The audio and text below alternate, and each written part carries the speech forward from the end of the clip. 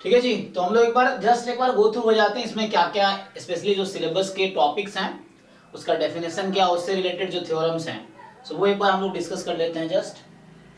तो इससे थोड़ा एक बार ना सिलेबस आपका रिवाइज हो जाएगा। जैसे मैं अक्सर कहता हूँ आपको खुद से करना चाहिए ना रिवीजन में जैसे होता है।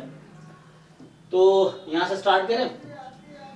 तो जैसे सीक्वेंस एंड सीरीज, अगर सबसे पहले मैं यही पूछ लूँ आपसे कि सीक्वेंस क्या होता है कोई बताओ जरा, सीक्वेंस का डेफिनेशन क्या है?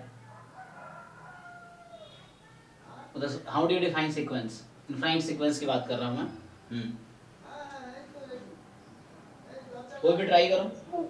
Sequence is a function whose domain is a natural number and codomain is a real number. जी, सो डोमेन हाँ सिंपल है।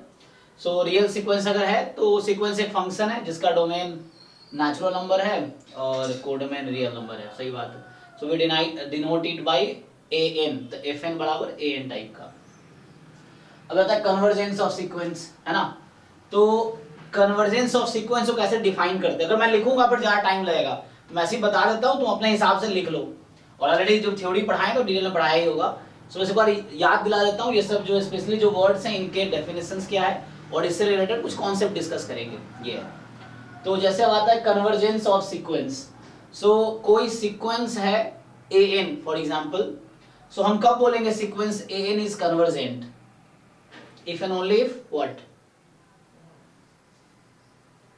So limit एग्जिस्ट करे और वो यूनिक रहे। यस सिंपल है ना। तो बाकी लोग बता सकते हैं, इससे आपका रिवीजन हो जाएगा, है ना। वैसे ये उससे पता चलेगा कि आपको याद, ऑब्वियसली सबको पता होगा, कुछ लोग बोलना नहीं चाहते, कुछ लोगों को नहीं भी पता होगा ये चीज़, तो आपको सीखना है। So sequence is said to be convergent if and only limit exist करेगी और लिमिट यूनिक होगी ऑब्वियसली। तो ये कन्वर्जेंस का मीनिंग है। सीक्वेंस के कन्वर्जेंस की मीनिंग है कि सीक्वेंस की लिमिट एग्जिस्ट करे, ऑब्वियसली एग्जिस्ट करेगी तो यूनिक होगी, अदरवाइज डज नॉट एग्जिस्ट हो जाएगी। अगर किसी सीक्वेंस के पास दो लिमिट है, टू डिफरेंट सिचुएशन में, या टू सब सीक्वेंसेस हैं उसके डिफरेंट लिमिट्स हैं, तो इसका मतलब हुआ कि वो डाइवर्जेंट सीक्वेंस है एक्चुअली। फिर आता है कि अब कन्वर्जेंस ऑफ सीक्वेंस है, अब सीरीज पे आते हैं। तो जैसे अगर तुम देखोगे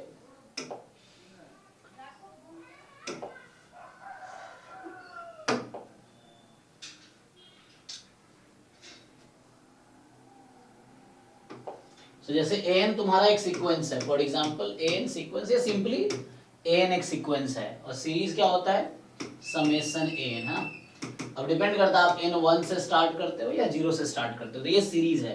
तो हम इसकी ये सीक्वेंस एन है, दिस विल कन्वर्ज अगर इसकी लिमिट एग्जिस्ट करेगी, ठीक है ना।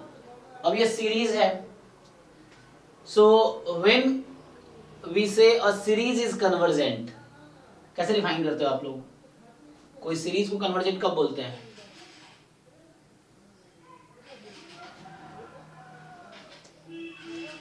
कोई बताओ। When we say a series is convergent, series is convergent if and only if, मान लो यही सीरीज है for example, so a1 plus a2 up to and so on, ये खत्म तो होगा नहीं।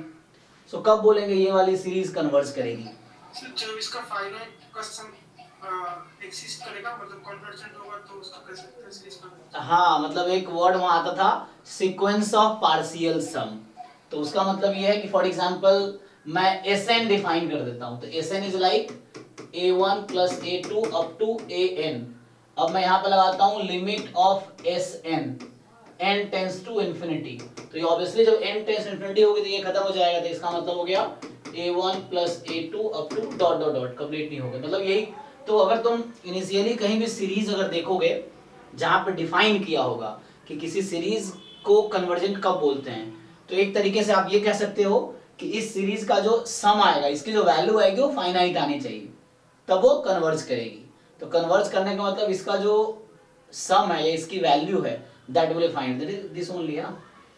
सो इट इज समथिंग लाइक, ऐसा समझो a of k from 1 to n, है ना, यही है Sn। अब लिमिट ऑफ Sn लगाओगे तो यही चीज हो गई अब कि k फ्रॉम 1 टू इन्फिनिटी। तो अगर आप बुक्स में देखोगे तो वो कैसे लिखते हैं वो लोग कि this series is convergent if and only if the sequence Sn is convergent. तो इस सीरीज को एज अ सीक्वेंस लिखा है, सीक्वेंस Sn जिसको बोलते हैं sequence of partial sum. So this series convergent if and only if this sequence is convergent, Sn is convergent. Sn की limit exist करेगी. फिर से वही, तो सीरीज का सम फाइनाइट अगर होगा देन वी से इट इज कन्वर्जेंट. तो कई जगह ये भी लिखा मिलेगा कि we say series is convergent if and only if the sum of जो वैल्यू है ईच टर्म का सम है या value of the series is finite. और डाइवर्जेंट का मतलब है वैल्यू इनफिनाइट होगी या एग्जिस्ट नहीं करेगी, ये चीज है. तो ये तो कन्वर्जेंट हो गया. अब कुछ थ्योरम्स आते हैं, है ना. इसमें तो बहुत ज्यादा थ्योरम, सीक्वेंस के कन्वर्जेंस का कोई थ्योरम ज्यादा नहीं है. सीक्वेंस के कन्वर्जेंस सिंपल ये है कि limit n tends to infinity, तो ये आपको कोई भी मान लीजिए लिमिट l आ गया. सो अगर ये l फाइनाइट नंबर है तो यूनिक होगा, देन वी से it is convergent, otherwise divergent. Series के लिए बहुत सारे टेस्ट आते हैं, फिर तो बाद में आता है टेस्ट कि कौन सी सीरीज कन्वर्जेंट है. उसके लिए आपको डिफरेंट टेस्ट लगाने पड़ेंगे. तो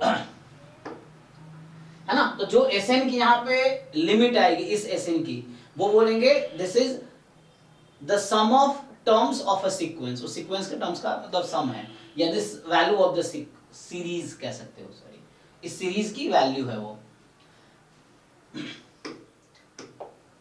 ओके तो अब जैसे टेस्ट में क्या क्या है. अब जैसे कुछ थ्योरम्स हैं, फॉर एग्जांपल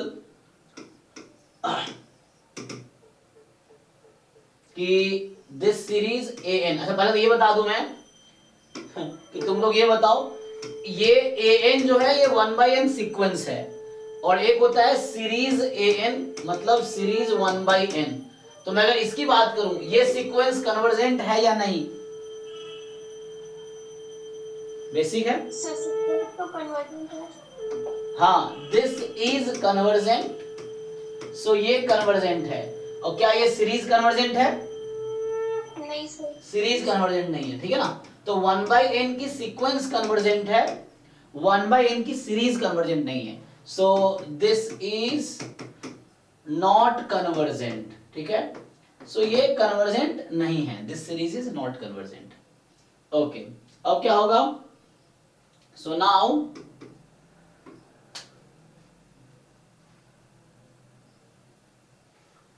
अब कुछ थ्योरम्स आते हैं. फॉर एग्जांपल जैसे मैं लिख रहा था कि जैसे series an is convergent, then क्या होता है आगे. अगर कोई सीरीज कन्वर्जेंट है तो क्या होगा. Limit n tends to 0. हाँ, an की लिमिट 0 आएगी, है ना. So limit n tends to infinity, an जो है वो 0 आएगी. तो ये एक सिंपल है. अब उल्टा ट्रू नहीं है, इसका कन्वर्स ट्रू नहीं है. तो आपको ये ध्यान रखना है कि अगर किसी सीक्वेंस में an की लिमिट 0 है तो जरूरी नहीं है कि सीरीज an कन्वर्ज करेगी. वो आपको पिछले एग्जांपल से ही दिख जाएगा, है ना. यहाँ पे an की लिमिट एक्चुअली इसकी लिमिट निकालोगे 0 आएगी. So limit n tends to infinity an, this is 0. an की लिमिट तो 0 है, लेकिन ये सीरीज कन्वर्जेंट नहीं है. तो जो भी कन्वर्जेंट सीरीज है उसमें गारंटी है कि जो सीक्वेंस इन्वॉल्व है उसकी लिमिट 0 होगी. ये चीज है.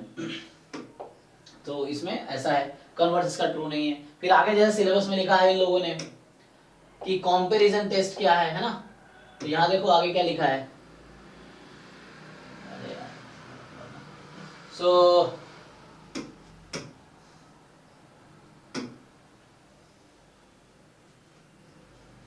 तो आगे क्या लिखा है, कंपैरिजन टेस्ट. अब कंपैरिजन टेस्ट क्या होता है, कोई बताओ. कंपैरिजन टेस्ट तो तुम्हारा भी रिवीजन हो जाएगा. What is comparison test. या लिखो, जिनको याद है अपने नोटबुक पे खुद ही लिखो, ताकि इससे तुम्हें याद आ जाएगा कि हाँ तुम्हें याद है कि नहीं है. खुद से लिख के देखो नोटबुक पे. Limit n tends to infinity an plus 1/n less than 1 होगा तो कन्वर्जन, ग्रेटर देन 1 होगा तो डाइवर्जेंट, इक्वल्स टू 1 होगा तो टेस्ट पे. ये कौन सा थ्योरम है. हाँ, तो सर रेशियो रेशियो टेस्ट है. देखो अभी अलग अलग आंसर आ रहे हैं. क्वेश्चन है कंपैरिजन टेस्ट क्या होता है. सो an लेस देन b1 होगा तो bn कन्वर्जेंट होगा तो कन्वर्जेंट. हाँ, कंपैरिजन टेस्ट में कंपैरिजन होगा. सो an एक सीक्वेंस है that is less than equal to bn sequence के. तो जो लार्जर सीक्वेंस है उसके करस्पॉन्डिंग जो सीरीज होगी, मतलब सीरीज bn अगर कन्वर्जेंट है तो जो स्मॉलर सीरीज बनेगी सीरीज an वो भी कन्वर्जेंट होगी. ये चीज है. फिर दूसरा स्टेटमेंट इसका ये होता है कि जो स्मॉलर सीक्वेंस है उसके करस्पॉन्डिंग सीरीज अगर डाइवर्जेंट है तो जो लार्जर सीक्वेंस है उसके करस्पॉन्डिंग सीरीज भी डाइवर्जेंट होगी. मतलब an is less than equal to bn मान लो लिखो अगर an is less than equal to bn and summation an अगर डाइवर्जेंट है तो समेशन bn डाइवर्जेंट होगा, अगर समेशन bn कन्वर्जेंट है देन समेशन an कन्वर्जेंट होगा। इन दोनों स्टेटमेंट का कन्वर्स ट्रू नहीं है ना, ये है। So this is comparison test. तो ये जब खुद से लिखोगे ना, खुद से तुम पूछोगे जैसे सिलेबस देख के, तो तुम्हें एक्चुअली समझ आएगा कि तुम्हें याद है कि नहीं है, इस तरह से। फिर यहाँ पे जैसे रूट टेस्ट है, अगला रूट टेस्ट है ना। सो रूट टेस्ट में क्या होता है, कोई सीक्वेंस ऑफ पॉजिटिव टर्म्स हैं, देन सीरीज an को मुझे चेक करना है कन्वर्जेंट है कि नहीं है। तो क्या करते हैं बताओ, रूट टेस्ट में क्या करते हैं? Limit n tends to infinity an whole power 1 by n, अगर ये हमारा लेस देन 1 आ जाता है तो कन्वर्जेंट, अगर ग्रेटर देन 1 आ जाता है तो फिर डाइवर्जेंट हो जाता है, और इक्वल टू 1 तो डाउटफुल केस हो जाता है, तो हमको बाकी दूसरा मेथड लगाना पड़ता है। जी, तो यहाँ से तो उससे हो जाएगा। Okay,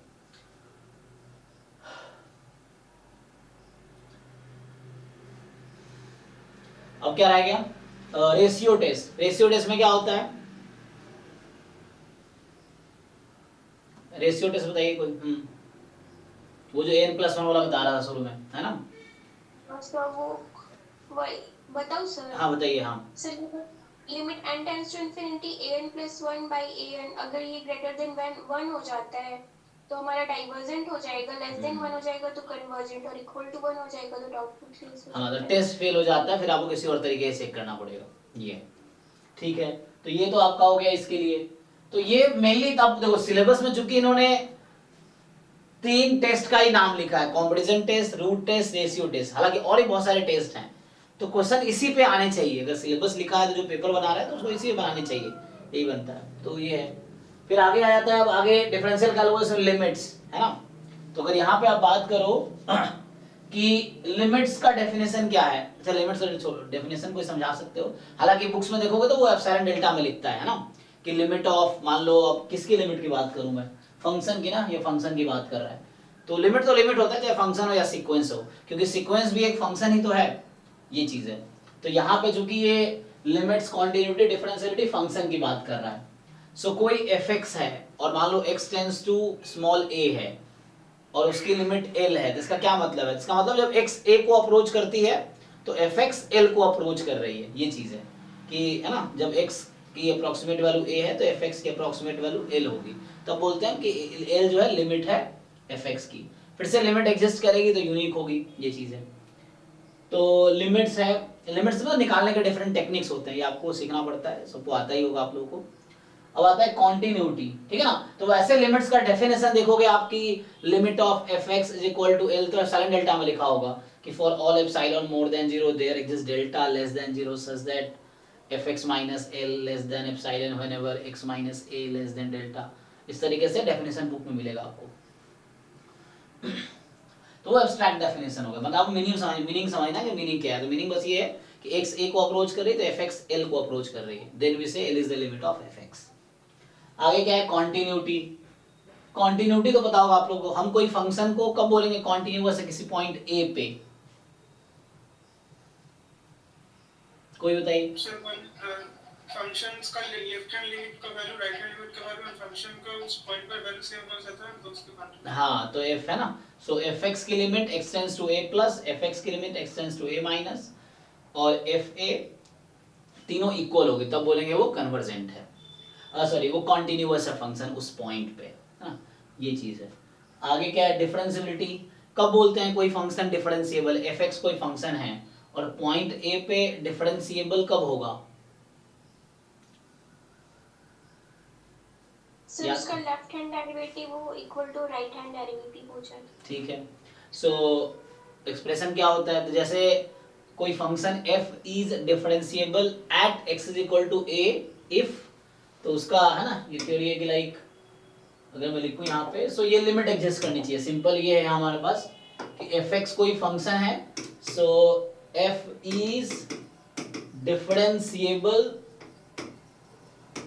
at x is equal to a if and only if limit x tends to a fx minus fa upon x minus a exist, ठीक है। सो ये लिमिट एग्जिस्ट करेगी तो हम बोलेंगे कि ये फंक्शन डिफरेंशिएबल है, सिंपल।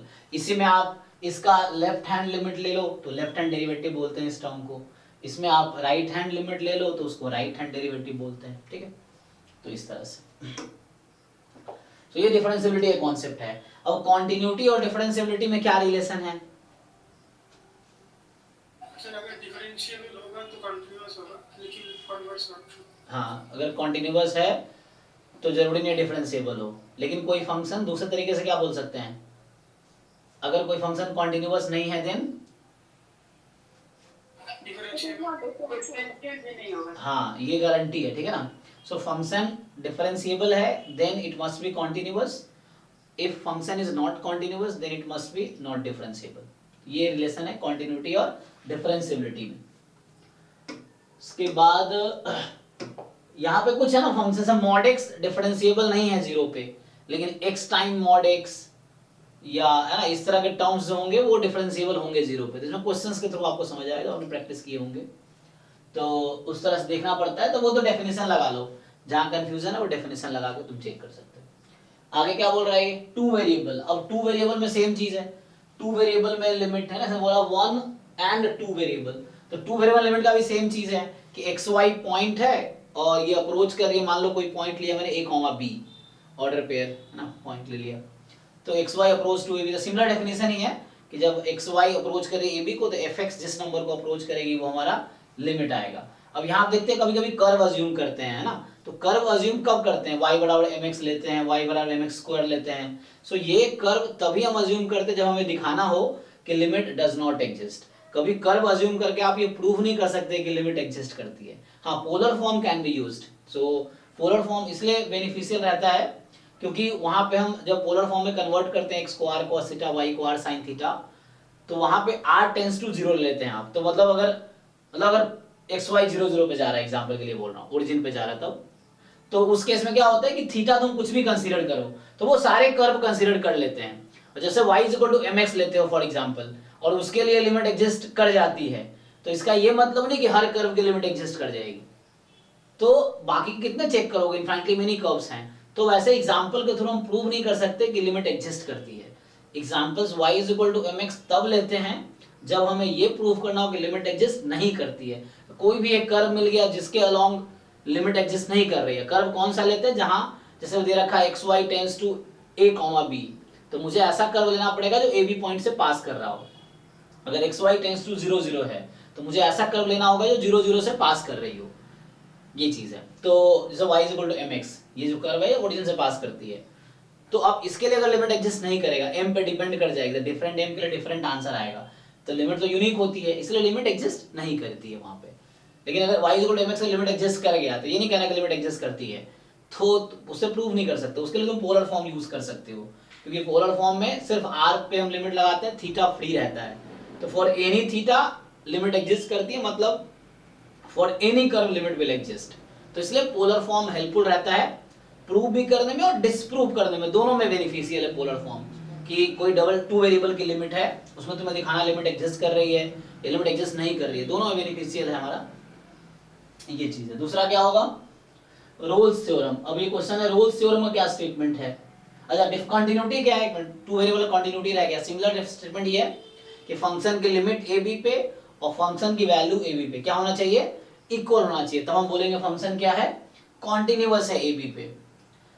डिफरेंशिएबिलिटी की बात करते हैं तो फंक्शन डिफरेंशिएबल है a कॉमा b पे, ठीक। सो कोई फंक्शन है डिफरेंशिएबल है a कॉमा b पे। सो कब बोलेंगे कोई फंक्शन डिफरेंशिएबल है, टू वेरिएबल फंक्शन है f of a x comma y is differentiable eight point a comma b। बताओ कोई definition, if and only if. Sir उसका पार्शियल डेरिवेटिव एग्जिस्ट करे और वो कंटीन्यूअस हो। तो इफ एंड ओनली इफ नहीं, ये वन वे है जस्ट। हाँ, कि अगर कोई फंक्शन है जिसका पार्शियल डेरिवेटिव एग्जिस्ट कर रही है और वो कॉन्टिन्यूअस है, देन फंक्शन इज डिफरेंशिएबल। इसका कन्वर्स जरूरी नहीं ट्रू है, इफ एंड ओनली इफ नहीं है, ये वन वे स्टेटमेंट है कि अगर ये सफिशिएंट कंडीशन है, नेसेसरी नहीं है मतलब, तो ये चीज है। इफ एंड ओनली इफ में क्या होता है,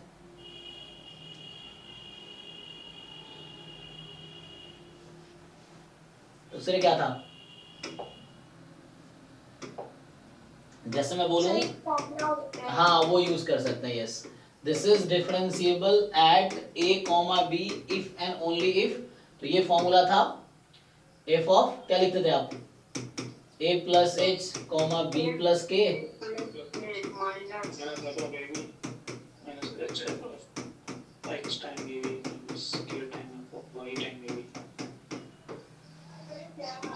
अपॉन में root under H square plus K square, ये है। और यहाँ पे होगा लिमिट, सो यहाँ आएगा लिमिट h कॉमा के टेंस टू 0 0, ठीक है। सो ये चीज है, और ये लिमिट क्या आनी चाहिए, इक्वल टू 0, है ना। समटाइम्स मॉड लगा रहता, बात वही है। सो ये लिमिट अगर 0 के इक्वल आती है तो ये फंक्शन डिफरेंशिएबल है। यहाँ if and only if condition है, डिफरेंशिएबल है तो ऐसा होगा, ऐसा है तो डिफरेंशिएबल होगा, ठीक है। सो ये अब यूज कर सकते हो प्रूफ करने के लिए। अगर वो भी ठीक है, अगर पार्शियल डेरिवेटिव एग्जिस्ट करती है, कॉन्टिन्यूअस है, देन डिफरेंशिएबल है, लेकिन डिफरेंशिएबल है तो ऐसा जरूरी नहीं होगा। चलिए तो आगे है, तो अभी था हमारे पास डिफरेंशिएबिलिटी टू वेरिएबल है केस में। अब आगे आता है रोल्स थ्योरम। तो कोई बताओ रोल्स थ्योरम का स्टेटमेंट क्या है, सबको पता होगा, 12th क्लास में भी था ये तो। कोई बताओ एनीवन? हाँ, रोल्स थ्योरम का statement. So if a function is continuous in closed interval a, differentiable at open interval A B, हाँ, and there exists a point c such that f dash c is equals to 0. ठीक है, जहाँ F A equal to F B condition था ना, f is equals to F B, तब ऐसा होगा। ठीक है, तो ये तो रोल्स थ्योरम है। फिर अगला होगा मीन वैल्यू थ्योरम। ये क्या है? सो मीन वैल्यू में दो तरह का मीन वैल्यू थ्योरम है, एक है लाग्रांजेस मीन वैल्यू थ्योरम, दूसरा कॉची मीन वैल्यू थ्योरम। तो जो 12th क्लास में है, जो अभी बताया इसने, इसका जनरल केस क्या है, लाग्रांजेस मीन वैल्यू थ्योरम। तो क्या होता है Lagrange mean value theorem? Condition यही रहता है सर, बस formula f dash c equal f b हाँ। Minus F A upon b minus a. हाँ, एफ डैश सी बस वही है, फंक्शन कॉन्टिन्यूअस है, क्लोज इंटरवल ए बी पे, डिफरेंशिएबल है ओपन ए बी पे, तो f dash C is equal to F B minus F A upon b minus a हो जाएगा, ठीक है। तो ये हमारा एफ डैश सी हो जाएगा, ये है मतलब है ना। और अगला आता है कॉची मीन वैल्यू थ्योरम। वो क्या होता है? सर इसमें दो फंक्शन होते हैं, जैसे इसका फॉर्मूला हो जाता है F dash C upon ji dash C is equal to F B minus F A upon में G B minus ji A. Yes, तो ये जो है ठीक है ना, यहाँ दो फंक्शन है, सेम रिस्ट्रिक्शन है, दोनों कॉन्टिन्यूअस होगा क्लोज ए बी पे, डिफरेंशिएबल होगा ओपन ए बी पे, then f dash C upon ji dash c, f B minus F A upon g B minus ji a. तो ये हमारे पास कॉचीज मीन वैल्यू थ्योरम है।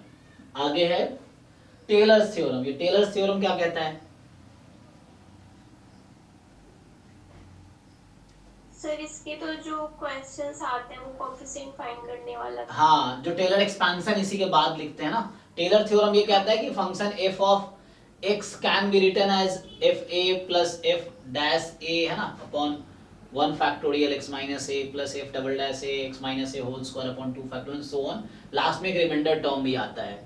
तो ये कॉची थ्योरम का स्टेटमेंट है। या f of x plus h का कई बार स्टेटमेंट लिखा रहता है कि fx plus h time f dash x upon 1 factorial plus f double dash x upon 2 factorial h square and so on, इस तरह से।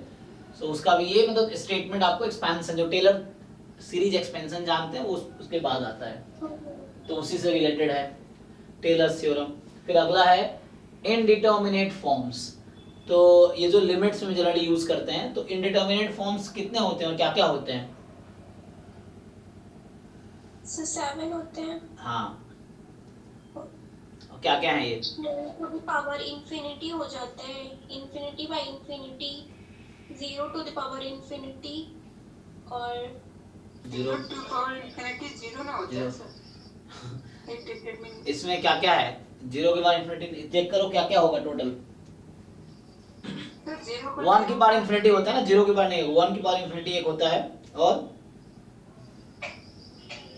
इंफिनिटी के पावर 0 होता है तो वो इंफिनिटी की पावर 0। हाँ, 0 की power something non zero number तो 0 की पावर 0 है ना, और 1 की पावर इंफिनिटी है।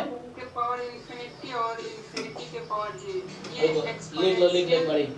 एक तो 1 के पावर इंफिनिटी हो गया, 0 बाई 0, इन्फिनिटी बाई इन्फिनिटी, 0 की पावर इन्फिनिटी, 0 इंटू इन्फिनिटी, कितने हो गए? एक इन्फिनिटी माइनस इन्फिनिटी। अब बताओ क्या रह गया? Infinity into infinity. नहीं नहीं, इन्फिनिटी इंटू इन्फिनिटी इन्फिनिटी होता है वो। इंफिनिटी होता है सर। क्या रह गया? तुम बता तो रहे थे, तुम जो बता रहे थे अभी, वो बताइए 0 की पावर इन्फिनिटी, तो वो तो नहीं है। क्या होगा? इन्फिनिटी की पावर 0। Yes sir. हाँ सर, इंफिनिटी की पावर 0। हाँ,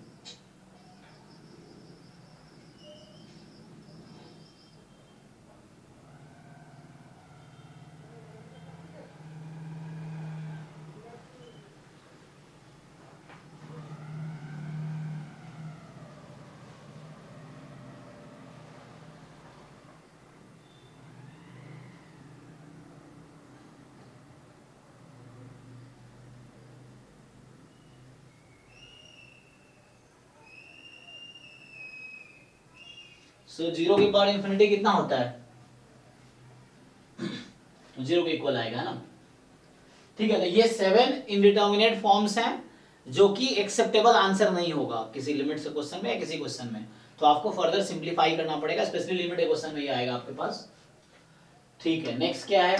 सो नेक्स्ट जो है, अगर आप पूछ रहा है maxima and minima of function of one variable, मान लो कोई फंक्शन f है, so function f has point of maxima मान लो स्मॉल a है, ऐसा कब बोल सकते हैं? तो मतलब x is equal to a is point of maxima of f if and only if. क्या कंडीशन आएगी?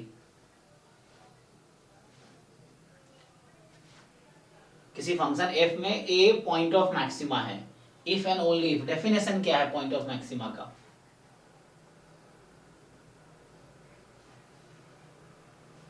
कोई बताओ डेफिनेशन क्या है पॉइंट ऑफ मैक्सिमा का? डेफिनेशन क्या है?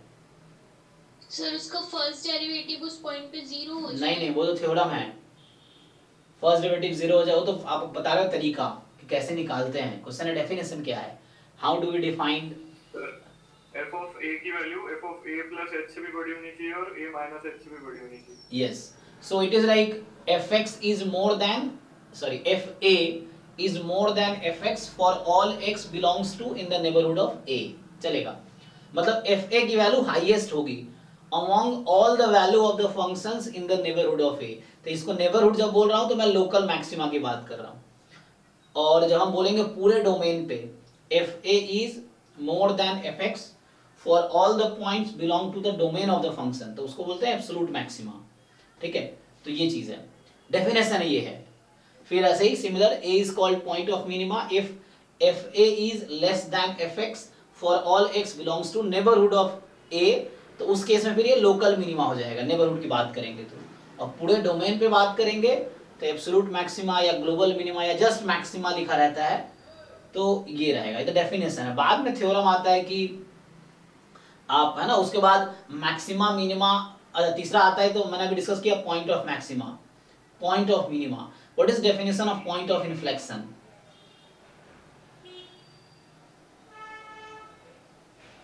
पॉइंट ऑफ इन्फ्लेक्शन क्या होता है?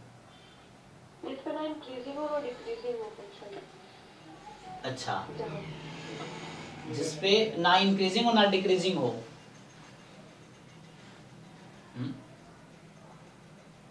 नहीं, डेफिनेशन क्या है पॉइंट ऑफ इन्फ्लेक्शन का? डेफिनेशन क्या है? जैसे point of maxima, point of minimum हमने डिस्कस किया, तो तीसरा आता है पॉइंट ऑफ इन्फ्लेक्शन।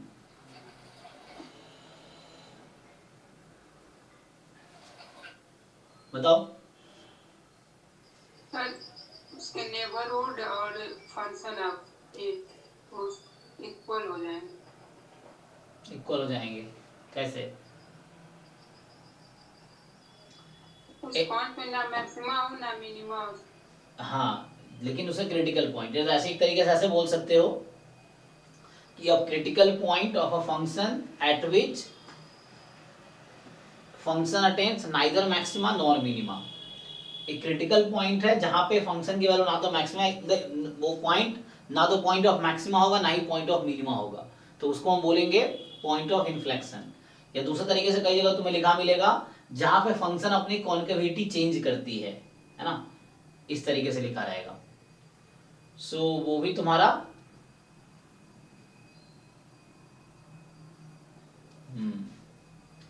ये ठीक है, ये ठीक है। Critical point eight which function attains neither maxima nor minima.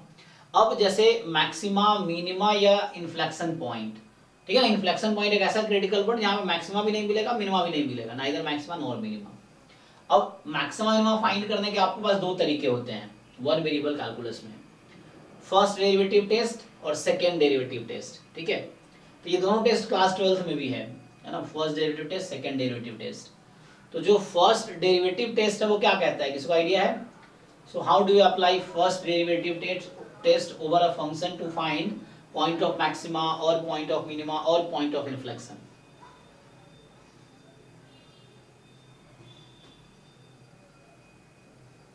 कोई बताइए। पहले फंक्शन से क्रिटिकल पॉइंट निकालेंगे। अच्छा एक मिनट, क्रिटिकल पॉइंट से याद आया कि कोई मुझे क्रिटिकल पॉइंट का डेफिनेशन बताओ। किसी फंक्शन का क्रिटिकल पॉइंट कैसे फाइंड करोगे? हाँ point of non differentiability sir, either point of non differentiability या फुटिंग टेस्ट इक्वल्स टू हाँ, जहाँ डेरिवेटिव जीरो है ना, मतलब क्रिटिकल पॉइंट मतलब वैसा पॉइंट जहाँ पे फंक्शन डिफरेंशिएबल ना हो या फिर डेरिवेटिव जीरो हो। मतलब डिफरेंशिएबल है तो डेरिवेटिव जिस पॉइंट पे जीरो हो जाए वो क्रिटिकल पॉइंट है, और अगर डिफरेंशिएबल नहीं है तो वही पॉइंट क्रिटिकल पॉइंट। एग्जांपल के लिए मॉड x जीरो पे डिफरेंशिएबल नहीं है, इसलिए zero is the critical point of the function mod x, ठीक है। ग्रेटेस्ट इंटीजर फंक्शन में ये किसी भी इंटीजर पर डिफरेंशिएबल नहीं है, तो all integer are critical points in the greatest integer function. तो ऐसा है।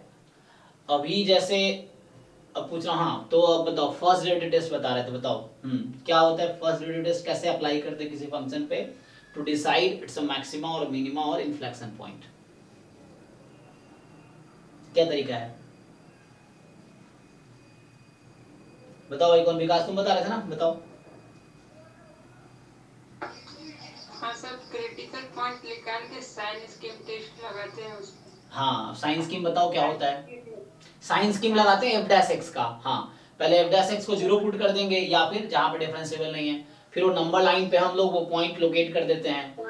हाँ फिर हम लगाते हैं, हाँ जहाँ पे प्लस होगा वो मैक्सिमम पॉइंट होगा सर, हाँ। जहाँ पे माइनस होगा वो मिनिमा, और जहाँ पे साइन ना चेंज हो वो पॉइंट ऑफ इन्फ्लेक्शन।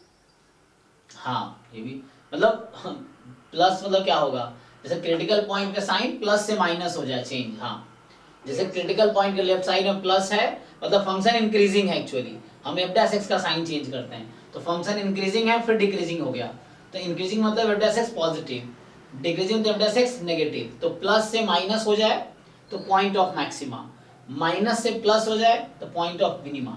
तो जिस क्रिटिकल पॉइंट का साइन पॉजिटिव टू नेगेटिव हो वो पॉइंट ऑफ मैक्सिमा है, जिसमें नेगेटिव से पॉजिटिव हो, पहले डिक्रीजिंग था फिर इंक्रीजिंग हो गया तो उस पॉइंट में हमें मिनिमा मिलेगी। फिर ऐसा क्रिटिकल पॉइंट जहां पे साइन चेंज ही ना हो, मतलब दोनों साइड प्लस प्लस हो या दोनों साइड माइनस माइनस हो, सो उस क्रिटिकल पॉइंट को हम बोलते हैं पॉइंट ऑफ इन्फ्लेक्शन। एग्जांपल के लिए फंक्शन है fx बराबर x3, तो x3 में जब आप f' निकालोगे x² आएगा 3x², जीरो पुट करोगे x बराबर 0 आ जाएगी। अब साइन स्कीम बनाओ तो जीरो एक क्रिटिकल पॉइंट है, जीरो के लेफ्ट में भी f' पॉजिटिव है, जीरो के राइट में भी f' पॉजिटिव है, मतलब f' का साइन चाहे x नेगेटिव लो चाहे पॉजिटिव लो f' हमेशा पॉजिटिव आएगा। तो ये फंक्शन जो मतलब x³ में क्रिटिकल पॉइंट जीरो क्या है, point of maxima, point of minima या इन्फ्लेक्शन पॉइंट, समझ आया आप लोगों को? x³ फंक्शन में क्या है, x बराबर 0 क्या है, पॉइंट ऑफ इन्फ्लेक्शन। हाँ, और x की पावर 4 में x बराबर 0 क्या होगा, x की पावर 4 में fx बराबर x की पावर 4, तो क्रिटिकल पॉइंट यहाँ भी x इक्वल टू 0 आएगी। So this is what, minimum.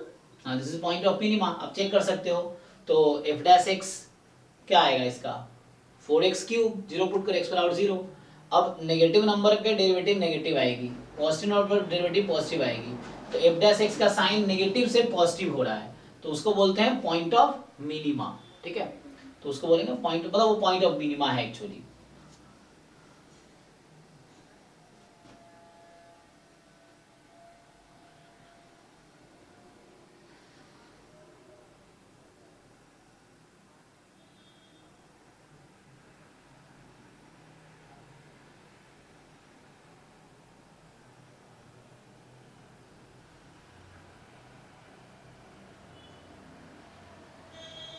ठीक है, आगे क्या है? सो अगला कॉन्सेप्ट हो गया मैक्सिमम। ये है ऐसी सेकंड डेरिवेटिव टेस्ट क्या कहता है? एक है सेकंड डेरिवेटिव टेस्ट, वो क्या कहता है वन वेरिएबल में, कि हाउ डू डिसाइड। हाँ सर अगर उसका सेकंड जो क्रिटिकल पॉइंट आता है, अगर सेकंड डेरिवेटिव उस पे जो है लेस देन जीरो हो जाता है तो वो मैक्सिमा हो जाता है, ग्रेटर देन जीरो हो जाता है तो फिर हमारा मिनिमा हो जाता है, और अगर इक्वल टू जीरो हो जाता है तो टेस्ट फेल हो जाता है। फिर से बताओ, डबल डेरिवेटिव पॉजिटिव है तो क्या होगा? मिनिमा। हाँ मिनिमा, ठीक है। और डबल डेरिवेटिव नेगेटिव है तो मैक्सिमा, और डबल डेरिवेटिव हाँ। जीरो है तो टेस्ट फेल्स, मतलब वो टेस्ट फेल हो जाएगा। तो डिसाइड आपको फिर फर्स्ट डेरिवेटिव टेस्ट से डिसाइड करना पड़ेगा वो पॉइंट ऑफ मैक्सिमा है या मिनिमा है, इन्फ्लेक्शन पॉइंट है, ये चीज है। ओके, तो ये सेकंड डेरिवेटिव टेस्ट है। फिर ऐसे ये तो आ गया आपका वन वेरिएबल कैलकुलस में। ऐसी जब टू वेरिएबल कैलकुलस में आप जाते हैं, वहां फिर से आप क्रिटिकल पॉइंट निकालते हैं, फर्स्ट पार्शियल डेरिवेटिव को जीरो पुट करते हैं, क्रिटिकल पॉइंट आता है, फिर आप वहां r double derivative with respect to x r s t निकालते हैं ना, फिर उसके बाद आप r t minus s square निकालते हैं। अब यहाँ पे ये भी एक्चुअली सेकेंड डेरिवेटिव टेस्ट ही तो है टू वेरिएबल कैलकुलस का, ये चीज है। तो वहाँ रॉन्स्कियन वो क्या हेसियन मैट्रिक्स बोलते हैं, जिसका डिटर्मिनेंट यही आता है, are t minus s square is the determinant of hessian matrix. तो अब बताइए यहाँ पे क्या होगा।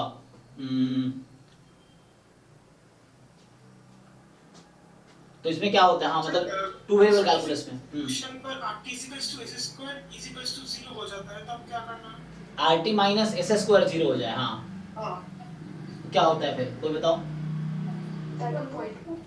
नहीं, सैडल पॉइंट नहीं होता, सर टेस्ट फेल होता है। टेस्ट तो फेल फिर होगा। वो जैसे point लेके कोई डबल चलता डेरिवेटिव है। जीरो हुआ सेकेंड डेरिवेटिव टेस्ट में, तो वहां भी टेस्ट फेल हुआ ना, तो यहाँ भी are t minus s square अगर जीरो आ जाएगा तो टेस्ट फेल हो जाता है।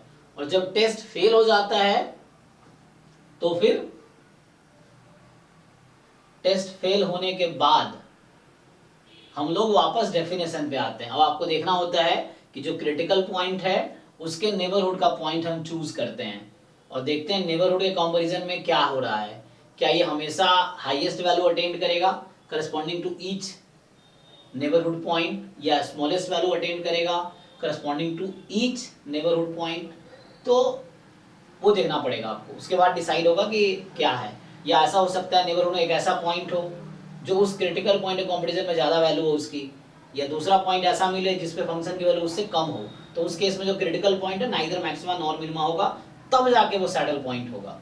या उसी इन्फ्लेक्शन पॉइंट जो हम बोल रहे थे ना वन वेरिएबल कैलकुलस में, वही चीज टू वेरिएबल कैलकुलस में सैडल पॉइंट है। ठीक, तो सर मैक्सिमम टाइम में तो टेस्ट फेल जब होता है वो तो सैडल पॉइंट ही आता है ना। नहीं जरूरी थोड़ी है ना जरूरी नहीं है कि देखा है। हाँ, क्वेश्चंस में ऐसे जनरली आते हैं, बट हो सकता है वो पॉइंट ऑफ मैक्सिमा हो सकता है पॉइंट ऑफ मिनिमा हो सकता है वो जनरली आपको ऐसा मिल सकता है कि हाँ सैडल पॉइंट हुआ होगा जनरली आपने जो क्वेश्चन प्रैक्टिस किए होंगे ज्यादातर, बट हो सकता है वो पॉइंट ऑफ मैक्सिमा निकले, हो सकता है पॉइंट ऑफ मिनिमा निकले।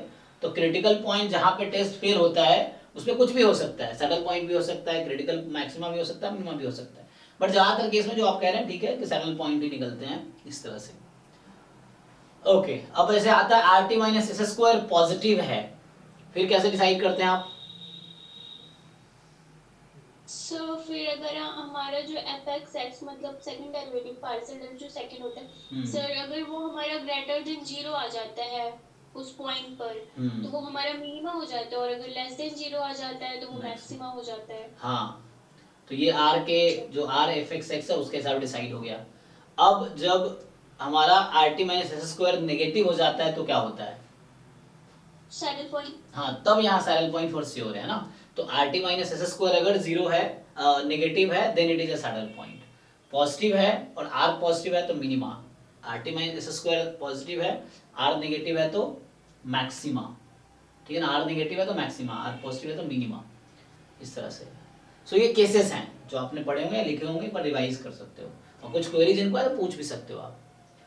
सो ये था मैक्सिमा, मिनिमा या सैडल पॉइंट डिसाइड करने के तरीके, चाहे 1 वेरिएबल कैलकुलस हो या 2 वेरिएबल कैलकुलस हो उसमें, फंक्शन में। अब आता है यहाँ पे यही था कि maxima minima of function of 1 और 2 वेरिएबल, ये है। फिर आगे आता है इंटीग्रल कैलकुलस। इसमें क्या है, fundamental theorem of integral calculus. तो इसका कोई स्टेटमेंट बताओ, what is statement of fundamental theorem of integral calculus. ये थ्योरम है ना, this is a theorem actually. So theorem का क्या स्टेटमेंट है, fundamental theorem of integral calculus में इस थ्योरम का क्या स्टेटमेंट है।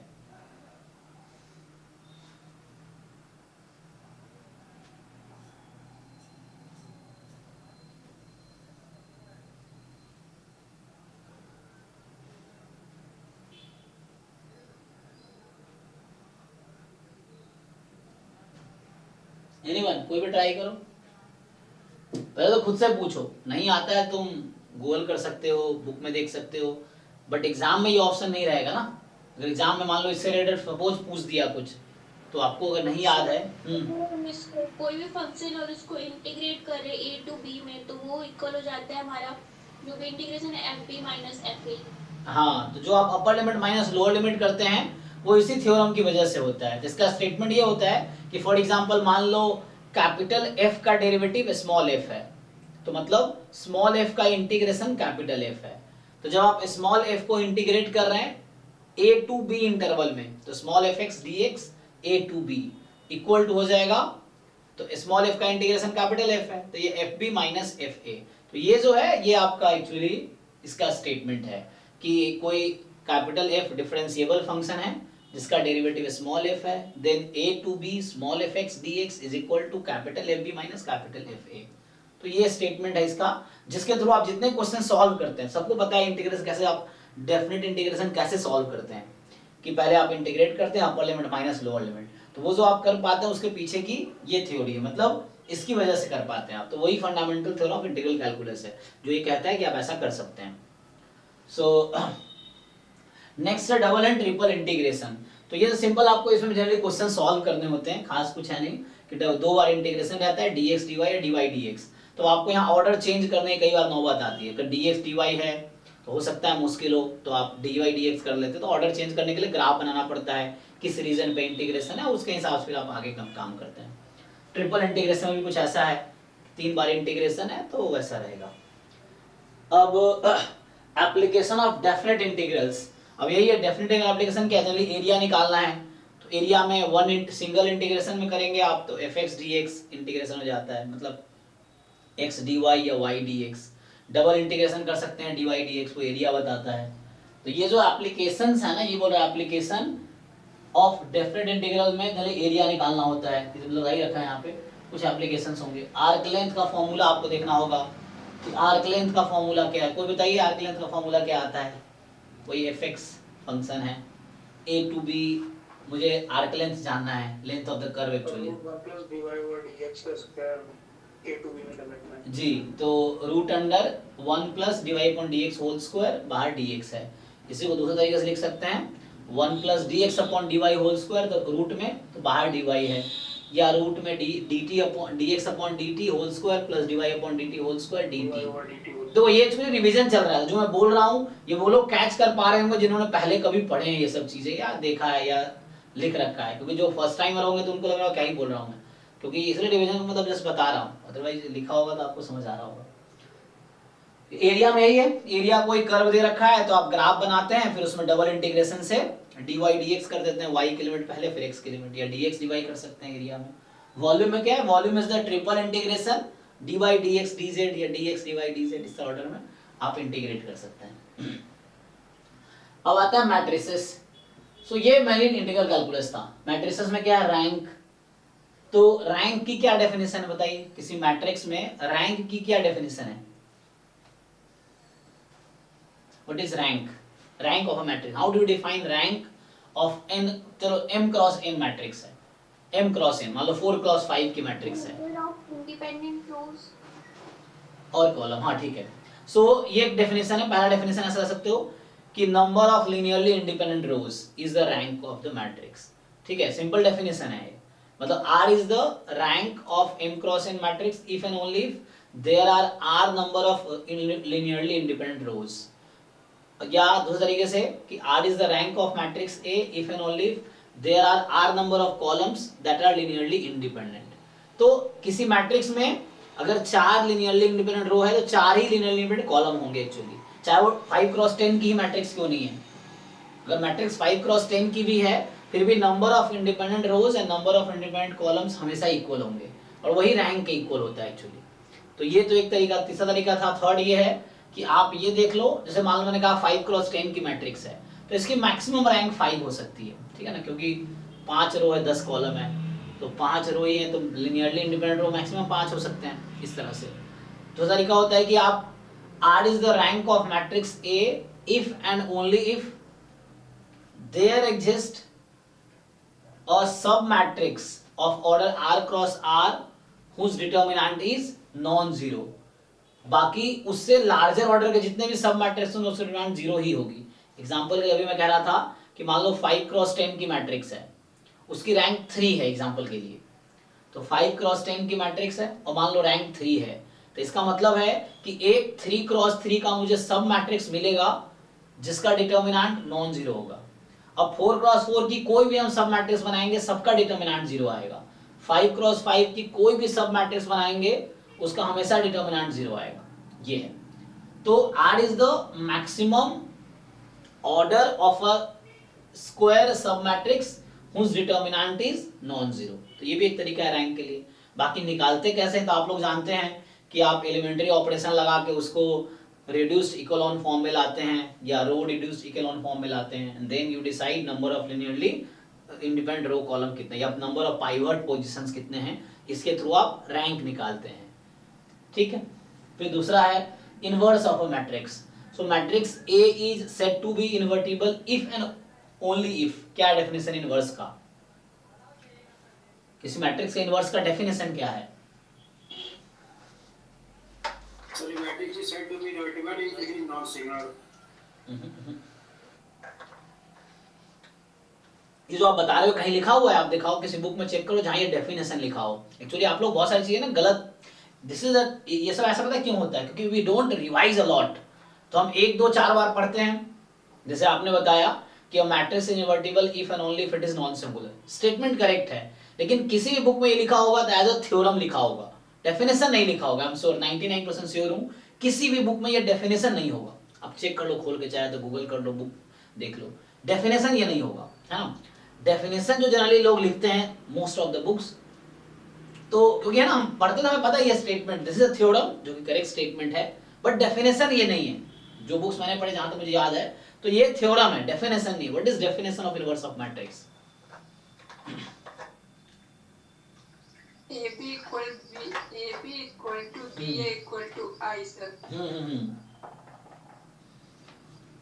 अगर ये हो जाए तो ये मैट्रिक्स में इनवर्स होगा मैट्रिक्स। हाँ जनरली आप देखेंगे B इनवर्स होगा A का, यस। जनरली आप बुक्स देखेंगे, कोई बुक खोल के देख लीजिए, इन्वर्टिबल जहां स्टार्ट किया होगा तो वो यहीं से स्टार्ट करता है कि matrix A is said to be invertible if and only if there exists another matrix B such that A into B is equal to B into A is equal to I, then we say A is inverse of B and B is inverse of A, एक दूसरे का inverse है।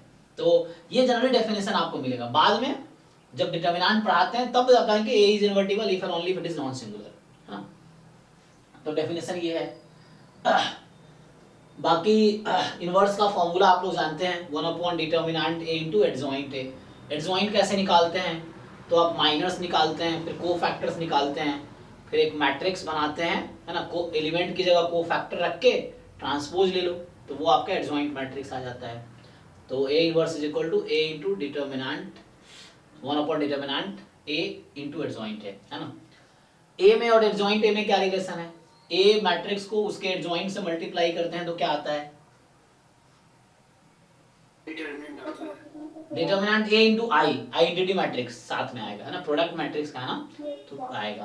तो A into adjoint A बराबर determinant of A into identity matrix. वो आएगा। फिर adjoint A का रैंक क्या होता है, ए के रैंक में और एडजॉइंट ए के रैंक में क्या रिलेशन है?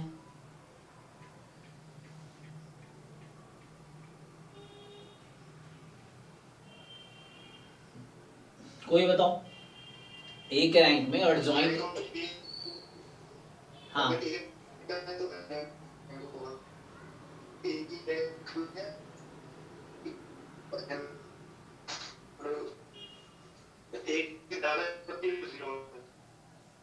ऐसे आवाज, आपकी आवाज बहुत कट के आ रही थी, क्लियर सुनाई दिया नहीं मुझे। बाकी लोग समझ आया किसी को?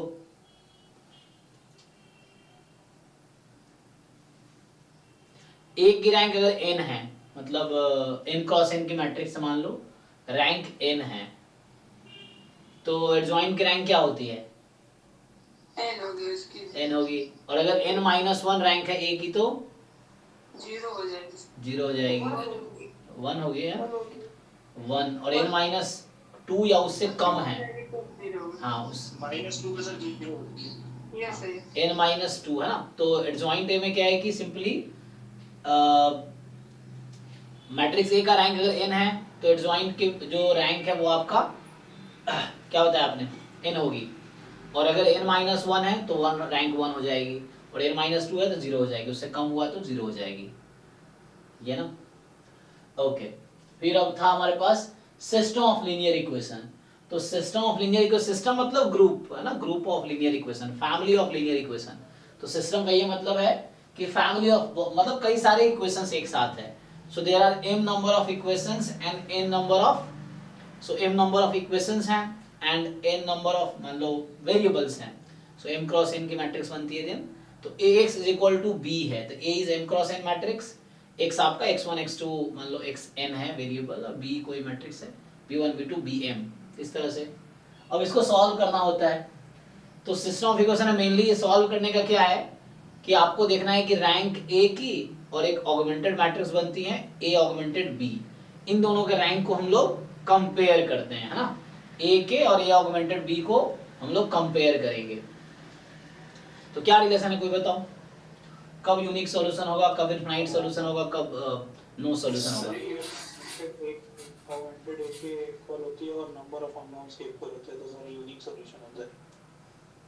और Okay. जब नंबर जब rank A equal to augmented A होती है और अननोन से कम होता है, तो सर तब होता है कि ये इनफाइनाइट सॉल्यूशन। तो नो सॉल्यूशन में rank of A does not equal to rank of augmented A. तो A matrix actually m cross n की है, और a ऑगमेंटेड b एक कॉलम बढ़ जाता है, तो m क्रॉस n प्लस 1 हो जाता है ना। तो अब सिर्फ क्या करता है, रैंक a रैंक b अगर इक्वल है और n के इक्वल है नंबर ऑफ कॉलम्स के, a में जो नंबर ऑफ कॉलम्स थे या वही नंबर ऑफ वेरिएबल्स के, तो उस केस में आपके पास यूनिक सॉल्यूशन है। रैंक a और rank a augmented b equal तो है लेकिन लेस देन n है, तो इनफाइनाइट सॉल्यूशन है। और दोनों का रैंक अगर डिफरेंट है तो नो सॉल्यूशन है। फिर नेक्स्ट आपके पास ये सॉल्व करने का ही तरीका है। और अगर मान लो स्क्वायर मैट्रिक्स है m क्रॉस n की मैट्रिक्स A है, तो उसमें तो डायरेक्टली A के डिटर्मिनेंट से भी आप डिसाइड कर सकते हो कि अगर डिटर्मिनेंट नॉन जीरो है तो यूनिक सॉल्यूशन होगा, देन ax बराबर b है तो x बराबर a इनवर्स b हो जाएगी। अगर डिटर्मिनेंट जीरो है तो आपको फर्दर डिसाइड करना पड़ेगा कि आगे क्या है ना, कुछ भी हो सकता है। देन आगे आता है लीनियर ट्रांसफॉर्मेशन। तो नाम ही बता रहा है लीनियर ट्रांसफॉर्मेशन है, मतलब ये लीनियर फंक्शन है लेकिन स्पेशल टाइप का। इसमें क्या होता है कि कोई फंक्शन t है, t यहाँ फंक्शन है, so t of x plus Y बराबर tx प्लस टी वाई, और t of alpha time x is equal to alpha time tx, ठीक है। तो वैसे कोई भी फंक्शन जो इन दो कंडीशन को सेटिस्फाई करेगी उसको बोलेंगे लीनियर ट्रांसफॉर्मेशन। ये डेफिनेशन था। फिर हमने एक प्रॉपर पूरा क्लास में लीनियर ट्रांसफॉर्मेशन कवर किया था, तो उसमें आगे वही है t0 होगा प्रॉपर्टी ये। अगर कोई तुम्हें 4 ऑप्शंस दे रखा है, अब पूछता है कौन सा फंक्शन लीनियर ट्रांसफॉर्मेशन है ना, ये भी एक फंक्शन ही है एक्चुअली, तो आपको देखना होता है वो लीनियर ट्रांसफॉर्मेशन कब बोल सकते हैं।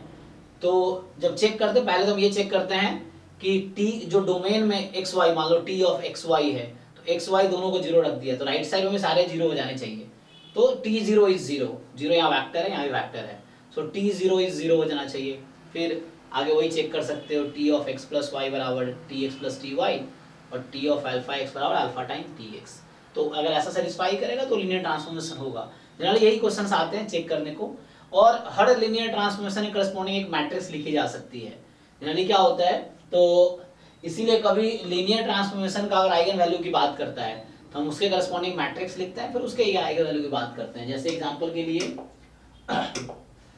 जैसे होता क्या ना, कई बार ऐसा दिया होता है t x is equal to, आप ऐसा लिख सकते हैं t x is equal to a x, ये चीज है। तो हम बोलते हैं कि टी के पास जो है ना, तो ये मैट्रिक्स आप हमेशा डिसाइड कर सकते हैं कि व्हाट इज दैट मैट्रिक्स, है ना।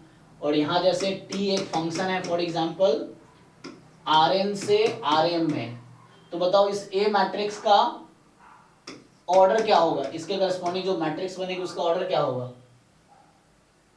कोई बताओ। अगर Rn से M क्रॉस N। हाँ m क्रॉस n, ये पहले आएगा बाद में आएगा, ठीक है ना। m क्रॉस n की मैट्रिक्स बनेगी, और अगर Rn टू Rn है तो n क्रॉस n की बन जाएगी। तो जो भी आगे बात करेगा इस मैट्रिक्स के लिए आप हर लीनियर ट्रांसफॉर्मेशन के करस्पॉन्डिंग आप मैट्रिक्स लिख पाओगे। तो ये एक वेक्टर स्पेस होगा, ये भी एक वेक्टर स्पेस है, तो इसका कुछ बेसिस है और इसका भी बेसिस है ना। तो बेसिस के जो स्टैंडर्ड बेसिस होते हैं उसके करस्पॉन्डिंग आप एलिमेंट निकाल के मैट्रिक्स बना सकते हो, देन ये मैट्रिक्स मिल जाएगी। अगर ये मान लो Rn से Rn में है तो ये n क्रॉस n है, तो बोलेगा लीनियर ट्रांसफॉर्मेशन T की आइगन वैल्यू क्या है, तो हम उस A की आइगन वैल्यू निकालेंगे। तो बस आपको यहाँ ये सीखना होगा कि इसे लीनियर ट्रांसफॉर्मेशन से मैट्रिक्स कैसे बनाते हैं। तो उसके लिए सिंपल है, फंक्शन दे रखा होगा। फॉर एग्जांपल अगर कहीं ऐसा लिखा हुआ है टी एक्स वाई बराबर let say x plus y comma x minus y, ना ये लीनियर ट्रांसफॉर्मेशन है, तो ये आर स्क्वायर से आर स्क्वायर में है, तो ये आर स्क्वायर से आर स्क्वायर में लीनियर ट्रांसफॉर्मेशन है आपके पास। सो ये हमारे पास दे रखा है t x y x plus y comma x minus y. अब इसमें क्या, इसका आर स्क्वायर का स्टैंडर्ड बेसिस देखना है क्या है, तो इसका बेसिस होता है 1001। तो जस्ट इसका इमेज फाइंड कर लो। इसमें क्या करना है, इमेज फाइंड करना है t10 t01। फिर देखो इन्हीं के लीनियर कॉम्बिनेशन में लिखना होता है। तो मैं जैसे यहीं पे अगर लिखूं मैं, तो ये 10 तो x को 1 y को 0, तो ये 1 1 हो गया, और यहाँ 0 1 है तो x को 0 y को 1, तो 1 कॉमा माइनस 1। अब तुम इसको इसके लीनियर कॉम्बिनेशन में लिख सकते हो, तो यहाँ तो बहुत इजी है, इसको तुम 0 1 प्लस 1 0 या 1 0 प्लस 0 1, कितने टाइम्स, 1 टाइम। समझ पा रहे क्या लिख रहा हूँ मैं, ये आपके पास है 1 0 प्लस 0 1, ये चीज है। यहाँ से लिखोगे तो ये हो जाएगा 1 0 और माइनस 1 टाइम कर दो, तो प्लस में माइनस 1 टाइम 0 1 हो जाएगा, बाहर 1 है। अब ये लिख दिया। अब इसमें मैट्रिक्स बनाना है इसका, तो मैट्रिक्स सिंपली क्या देना, कोएफिशिएंट क्या है, यहाँ बाहर 1 है यहाँ भी 1 है, तो इसको कॉलम में लिखते हैं। इस 1 1 को कॉलम में लिखेंगे, यहाँ 1 है और ये माइनस 1 है, तो 1 माइनस 1, तो ये इसका मैट्रिक्स आ गया। और देखो इसको अगर आप लिखना चाहो तो लिख के देख लो। सो अगर मैं ax को x से मल्टीप्लाई कर दूं तो क्या बन जाएगी, यहाँ से x plus y x minus, यहाँ अलग कॉलम में आया लेकिन हम इसको ऐसे लिखेंगे। तो यही चीज है। तो कोई भी लीनियर ट्रांसफॉर्मेशन को आप ऐसा लिख सकते हो t x equal to a x. और ए कैसे फाइंड करना, तो ये तरीका मैंने बताया, ए कैसे फाइंड करते हैं। तो इसके बेसिस का एलिमेंट उठाते हैं डोमेन से, और जो कोडोमेन है उसके बेसिस के लीनियर कॉम्बिनेशन में लिख देते हैं। जो कांस्टेंट बाहर है उसको कॉलम में लिख देना है इस तरह से। तो हमारे पास इस तरह से आ जाएगा। ओके, तो ये तो हो गया लीनियर ट्रांसफॉर्मेशन का। फिर बाकी आइगन वैल्यू पूछेगा तो वैसे ही, तो लीनियर ट्रांसफॉर्मेशन मैट्रिक्स बना लो और मैट्रिक्स की आइगन वैल्यू निकाल लो। तो यहाँ बोला ना eigen values and eigen vector. हाँ फिर टी का डायमेंशन पूछा तो फिर वो किसके इक्वल होगा? हाँ, डायमेंशन इज द, हाँ dimension of the domain, number of columns of the matrix, वो डायमेंशन रहेगा। सो जो नंबर ऑफ कॉलम्स हैं वो डायमेंशन रहेगा। फिर रैंक प्लस नलिटी बराबर है ना, तो रैंक क्या होता है, डायमेंशन। सो डायमेंशन मतलब नंबर ऑफ कॉलम्स, एक मिनट, हाँ, सो नंबर ऑफ कॉलम्स का इक्वल हो जाएगा।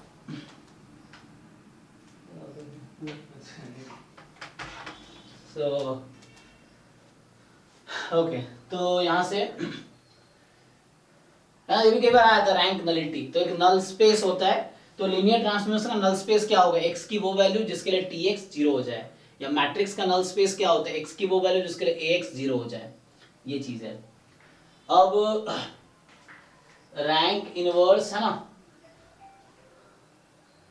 तो कहां से लेना, अब हो गया eigen value eigen vector. You know eigen value eigen vector का रिलेशन क्या है, lambda is the eigen value of matrix a if and only, या मान लो मैं बोलूं लैम्डा आइगन वैल्यू है and v is the eigen vector if and only, तो पहला तो वी नॉन जीरो होगा, lambda ax is equal to lambda x, या सॉरी हाँ ठीक है, ab is equal to lambda b हाँ एक आइगन वेक्टर हो गया। है ना, तो x हाँ वहाँ पे तो x या b जो भी बोलो, तो ax is equal to lambda x, तो x should be non zero, eigen vector हमेशा नॉन जीरो होगा और लैम्डा आइगन वैल्यू है उसकी। निकालते कैसे हैं, तो इसके लिए कैरेक्टरिस्टिक इक्वेशन लिखते हैं, कैरेक्टरिस्टिक इक्वेशन को फिर सॉल्व करोगे, जो सॉल्यूशन आएगी वो आपकी आइगन वैल्यू आएगी, और a b is equal to lambda v करके जो वी की वैल्यू आएगी वो आइगन वेक्टर आएगी।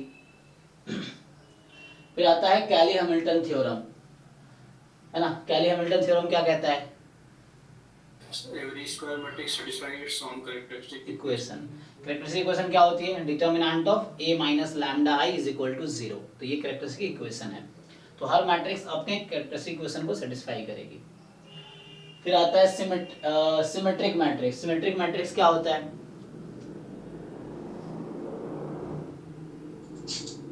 Symmetric matrix A transpose is equal to A, है ना, हाँ जिसका ट्रांसपोज खुद के इक्वल हो। आइगन वैल्यू के बारे में क्या कह सकते हैं कि सिमेट्रिक मैट्रिक्स के आइगन वैल्यू के बारे में क्या बोल सकते हैं,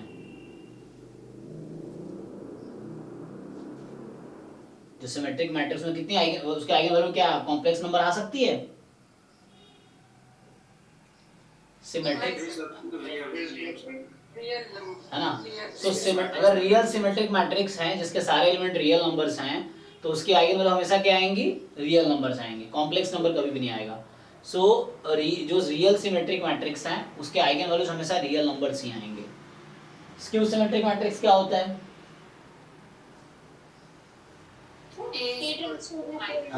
A transpose is equal to minus A, और what can you say about eigen values of a real skew symmetric matrix,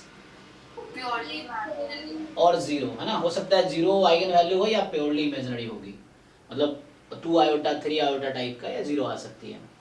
फिर ऑड ऑर्डर की कोई भी स्क्यू सिमेट्रिक मैट्रिक्स है डिटरमिनेंट उसकी जीरो होगी, ये सिंपल स्टेटमेंट है। अब आता है ऑर्थोगोनल मैट्रिक्स, ये ऑर्थोगोनल मैट्रिक्स क्या होता है, A into A transpose is equal to I होता है। Orthogonal matrix A into A transpose is equal to I, मतलब हाँ A transpose is equal to A inverse, है ना, तो इसके जो आइगन वैल्यूज होंगे वो प्लस या माइनस वन होगा, है ना, +1 या -1, यही पॉसिबिलिटी। ओके, तो अब आता है डिफरेंशियल इक्वेशन। डिफरेंशियल इक्वेशन में क्या है कि ordinary differential equation of first order of the form, है ना, तो फर्स्ट ऑर्डर रिवाइज करने के लिए क्लास 12 का जो एनसीईआरटी चैप्टर 9 है वो देख लो, differential equation first order revise हो जाएगा। इसमें सिंपली क्या करना है, जनरली तुम्हें जो क्वेश्चंस अभी तक आए हैं पिछले साल, जनरली वही है, सॉल्व करने वाला, सॉल्यूशन निकालने का है। तो फर्स्ट ऑर्डर में सॉल्व करने के लिए हमारे पास कुछ मेथड्स हैं, जैसे वेरिएबल सेपरेबल मेथड है, होमोजेनियस है, लीनियर है, एग्जैक्ट है ना, इस तरह से, तो इस तरह से डिफरेंट फॉर्म्स हैं जिसमें आपको लाने पड़ेंगे एंड देन सॉल्व करना है। फिर second order with constant coefficient, तो कोएफिशिएंट वेरिएबल नहीं होगा, जैसे y डबल डैश का कोएफिशिएंट नंबर्स होगा, y डैश का कोएफिशिएंट भी नंबर होगा। तो इसमें क्या अप्रोच था, इसमें था कि आप उसका भी कैरेक्टरिस्टिक इक्वेशन लिखेंगे, तो मान लो y डबल डैश है ना, तो y डबल डैश से m स्क्वायर यूज करेंगे, डिवाइड से m, तो ऐसा बन रहा था ना, मान लो a y double dash plus b y dash plus c बराबर 0 है, तो ये मेरा एक डिफरेंशियल इक्वेशन सेकंड ऑर्डर का है। तो इसमें क्या होगा, a m square plus b m plus c बराबर 0, इसमें सॉल्व करेंगे, दो रूट्स आया। अब उन रूट्स दोनों रियल हो सकते हैं, डिफरेंट हो सकते हैं, तो सॉल्यूशन क्या होता है, तो मान लो m1 m2 रूट्स हैं, तो सॉल्यूशन क्या है, c1 e की power m1x plus c2 e की पावर m2x, ये था।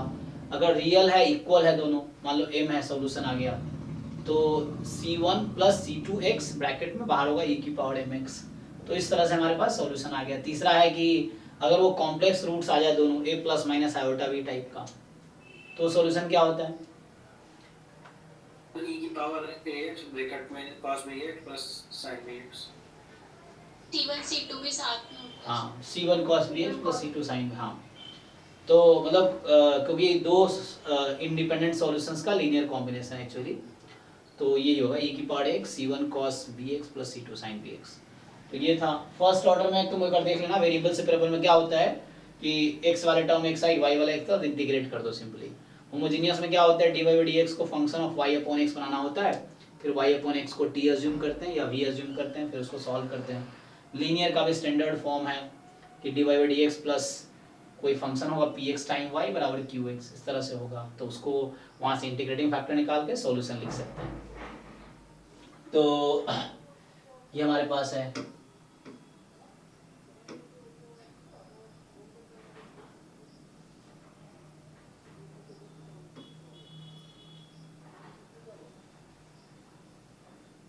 अब आता है डिस्क्रिप्टिव स्टैटिस्टिक्स। इसका फॉर्मूला देखना पड़ेगा, है ना, कि मेजर ऑफ सेंट्रल टेंडेंसी। जैसे अगर फॉर्मूला रिवाइज करना गुप्ता कपूर से कि ये किसी बुक से, मेजर ऑफ सेंट्रल क्या है कि मीन क्या होगा, कोई डेटा पॉइंट दे रखा है, ये है ना, ये जस्ट डेटा पॉइंट के करस्पॉन्डिंग है कि मीन मीडियन मोड निकालना आना चाहिए। आपको कुछ डेटा पॉइंट दे रखा है तो how will you find the mean median mode. Mean median mode में क्या रिलेशन होता है? So mode is equal to 3 median minus 2 mean. ठीक है, तो वो कई बार है ना 4 ऑप्शन में लिखा हुआ आ जाएगा, तुम्हें टिक करना है, इस तरह करके पूछ लेते हैं। तो वो याद रखना है कि तो बस एक बार जाके गो थ्रू हो जाओ कि मीन मीडियन मोड निकालते कैसे। कोई अगर मुझे डेटा पॉइंट्स दे रखे हैं तो उसका मीन मीडियन मोड कैसे निकलेगा, उसका स्क्यू मेजर और डिस्पर्सन कैसे फाइंड होगा, है ना। फिर इसमें देखिए क्या क्या आता है मेजर और डिस्पर्सन में, मीन डेविएशन, रेंज, है ना, इस तरह से क्वार्टाइल डेविएशन या वेरिएंस, ये सब इसमें आ जाएगा। इसमें क्या मीन मीडियन मोड आता है, इसमें क्या आता है मीन डेविएशन, वेरिएंस, है ना, इस तरह के टर्म्स आएंगे। और फिर आता है स्क्यूनेस, कर्टोसिस का जस्ट फॉर्मूला तुम्हें देखना है।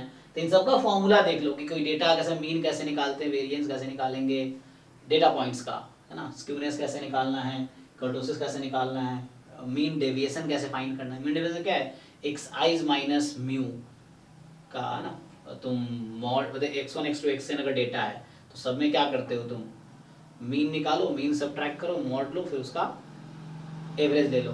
क्या करते हैं हम लोग, मीन डेविएशन कैसे कैसे निकालते हो तुम लोग, यही करते हैं ना। तो वो देख लो एक बार डेटा पॉइंट्स करस्पॉन्डिंग। हाँ, तो बताइए नंबर्स, ये रैंडम वेरिएबल करस्पॉन्डिंग नहीं है, ये डेटा पॉइंट से करस्पॉन्डिंग है। तो वो आपको कुछ नंबर्स दिए होंगे उसके हिसाब से। तो मेनली इसका देखना है फॉर्मूला क्या है, कई बार डायरेक्ट ऑप्शंस में फॉर्मूले होंगे, तो वो आप एक बार देखो गुप्ता में है। फिर आगे आता है एलिमेंट्री एनालिसिस ऑफ डेटा, वही चीज़ डेटा उसमें क्या डिफरेंट चीज़ें पूछ लेगा तो पता होना चाहिए। फिर एक्सोमेट्रिक डेफिनेशन ऑफ प्रोबेबिलिटी, इसमें सिंपल ये कहता है कि क्या कहता है, कोई बताओ एक्सोमेट्रिक डेफिनेशन ऑफ प्रोबेबिलिटी क्या कहता है, what is axiomatic definition? Probability a greater than equal to 0 होना चाहिए, अब 1 से 0 के बीच में, और समेशन उसका 1 होना चाहिए। और जो हम यूनियन लेते हैं वो हमारा अगर इंडिपेंडेंट हो जाता है, मतलब म्यूचुअली एक्सक्लूसिव हो जाता है, तो वो सम हो जाता है प्रोबेबिलिटी 1 प्लस प्रोबेबिलिटी ऐसे करके। तो यहाँ पे सिंपली क्या है कि मतलब वही है कि प्रोबेबिलिटी एक फंक्शन है जिसका डोमेन सिग्मा फील्ड है, कोडोमेन रियल नंबर है या 0 to 1 ले सकते हो रेंज, और उसके बाद वो 3 कंडीशन सेटिस्फाई होनी चाहिए कि हर इवेंट की प्रोबेबिलिटी 0 1 के बीच होगी, सैंपल स्पेस की प्रोबेबिलिटी 1 होगी, और a1 to an so on मान लो दे आर म्यूचुअली एक्सक्लूसिव है, मतलब डिसजॉइंट है, then probability of union of ai is equal to summation of probability of ai। तो ये 3 कंडीशन है ज्योमेट्रिक डेफिनेशन में। फिर आगे क्या है, प्रॉपर्टीज उसकी देखनी है, तो कोई जैसे प्रोबेबिलिटी ऑफ a कॉम्प्लीमेंट बराबर 1 minus pa, probability of a union b का जो फॉर्मूला है वो सब रिवाइज करना है। फिर आता है कंडीशनल प्रोबेबिलिटी, है जानते हो, probability of e given f बराबर probability of e intersection f upon pf। फिर मल्टीप्लिकेशन रूल है, मल्टीप्लिकेशन रूल क्या है कि probability of a intersection b is equal to pa equal to probability a into probability b। b given a, हाँ वो तब होगा जब इंडिपेंडेंट होगा, जो आप बोल रहे हो, हाँ तो वो तब लगाएंगे जब इंडिपेंडेंट होगा कि probability of a intersection b बराबर pa इनटू pb तब होगा जब a and b are independent. तो इंडिपेंडेंट क्या होता है, a and b are independent, तो आप ये लगाएंगे। अदरवाइज होता है जो मल्टीप्लिकेशन रूल ये है कि probability of a intersection b is equal to pa into probability of b given a, ये चीज है। और theorem of total probability, sir odds बता दीजिए एक बार। क्या क्या ऑड्स होता है ना प्रोबेबिलिटी में, फुल फॉर्म बताओ उसका पहले। फोर्सी नाम होता है सर उसका। सर अगेंस्ट ऑड्स वगैरह। अच्छा उसमें ओ अच्छा ऑड्स वाले बोल रहे हो, okay okay. Odds in favour और ऑड्स अगेंस्ट ऐसे लिखा रहता है ना। तो उसमें क्या है, जैसे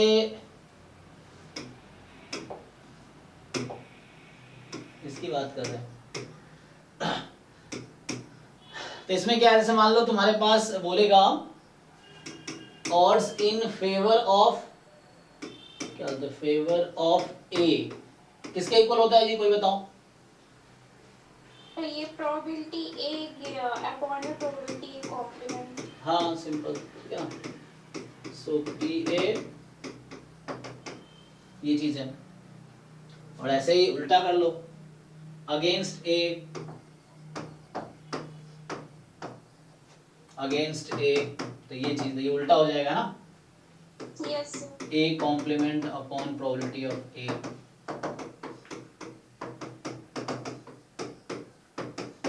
ये है, ठीक है। तो इससे सॉल्व कर लोगे, इन फेवर या अगेंस्ट।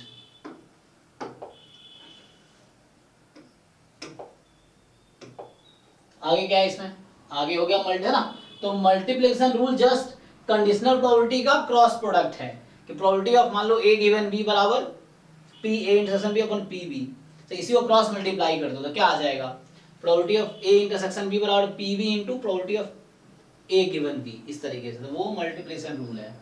फिर बाद में आता है इंडिपेंडेंट होगा अगर if and only if probability of A intersection b is equal to p a into p B.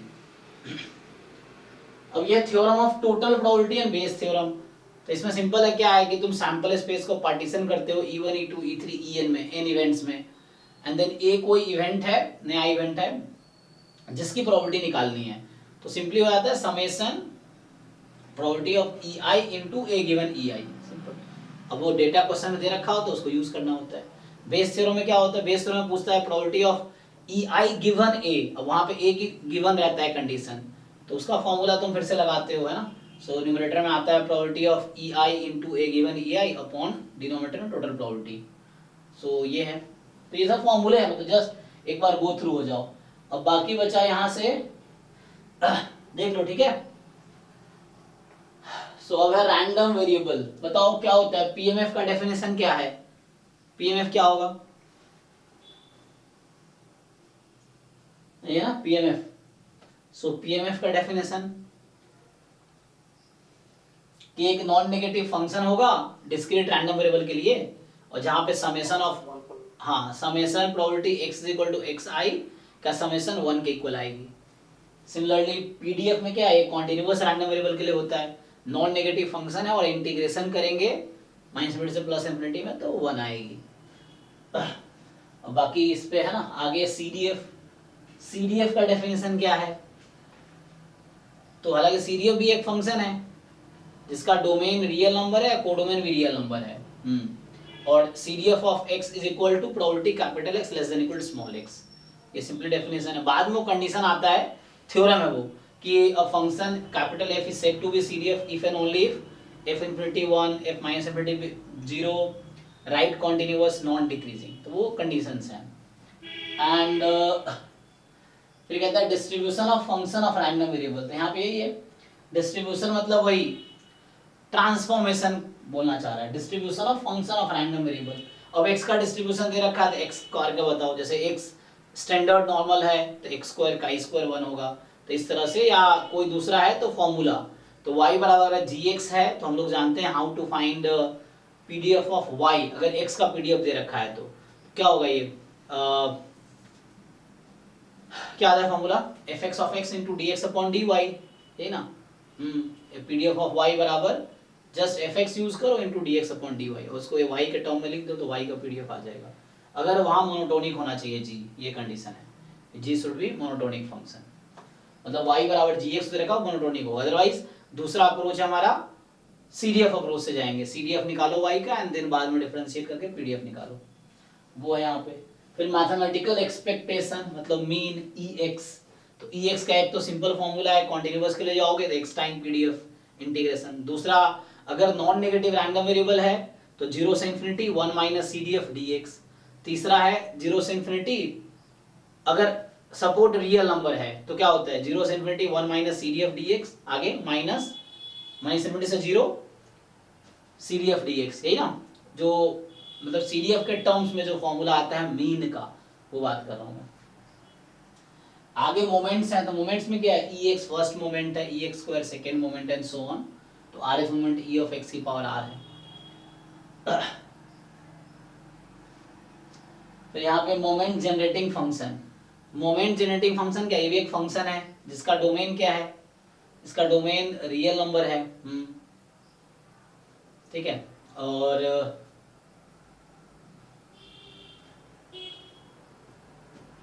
इसका डेफिनेशन क्या है, तो एम एक्स टी बराबर एक्सपेक्टेशन ऑफ ई की पावर टी एक्स, यही ना, ये है।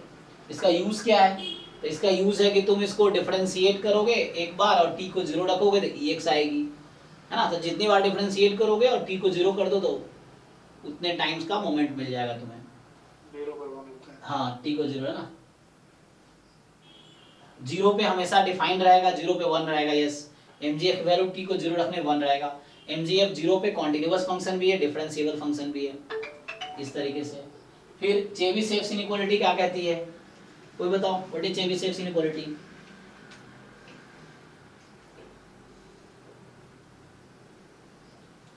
सब पता होगा ना स्टेटमेंट,